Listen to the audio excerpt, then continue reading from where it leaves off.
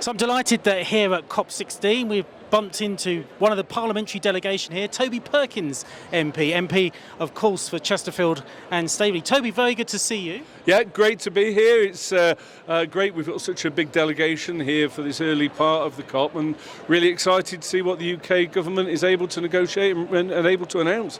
So as the Wildlife Trust, we're delighted to see you here, and I'm sure that's exactly what Derbyshire Wildlife Trust thinks as well. It's very important for parliamentarians to engage in this process. But I mean, some people might think that these big international negotiations, it's all a bit distant from Derbyshire and Chesterfield. But tell us, what are the connections you're seeing? What do you see as the relevance to your constituency and your constituents?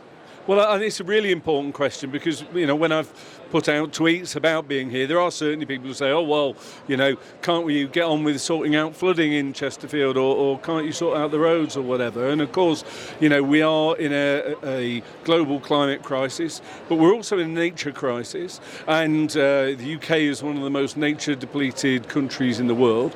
We need to hold the UK government to account. We also need to ensure that we support British businesses, because if the truth is that the UK is doing what it promises on nature and biodiversity, these kind of international agreements ensure that we're on a level playing field. We're not disadvantaging British businesses by expecting more of them than other countries. So I think within my constituency there's huge amounts of benefit on the ground to people from nature, but it's also about something much bigger than that. It's about trying to support the UK government to argue in the most ambitious way at this conference and to really deliver. This is the conference that's about delivery. We had a landmark conference, COP15, which was to set out the targets. This is the one where we really start to say, is the world delivering on this nature crisis? And I think many of my constituents get that, but I'm sure there's many that don't.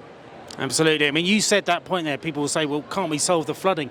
The irony, of course, is one of the best ways to solve flooding is to restore nature, particularly in the uplands. Precisely, and this is precisely the point that I make to people, is that I've done a lot of work because of the flooding we've had in Chesterfield, and we had a classic example where we were flooded 16 years ago because a wall gave way. We got the government to build a new wall, a higher wall. The wall stood this time, and we got flooded sort of 400 yards down the road, and the same houses still got flooded, but from the opposite end of the street. We can't just infrastructure our way out of climate change. We can't infrastructure our way out of the impacts of climate change. Nature has a huge role to play in flooding, but also in terms of our economy, in terms of our sort of richness of life, in terms of sort of in fighting for, at a time when the government rightly demands growth, that we retain the things that are precious in our country, I think is of value to everyone. Absolutely. Well, Toby, I have to say it's so good that you're here, and I think for all of us across the Wildlife Trust, but particularly, of course, Derbyshire Wildlife Trust, would say a big thank you for coming here to COP16 and engaging in this process, and then, crucially, promising to hold the UK government to account to deliver on what's been commitments made here, and to make sure it's delivered through on the ground in your constituency. So thank you so much for coming here to Calais COP16 and talking to the Wildlife Trust. Yeah, no problem. Well, it's great to be here, and as a Labour MP, it's really important to me. Of course, I'm there to support the government, but I'm also there to push them to be the very best government that they can be.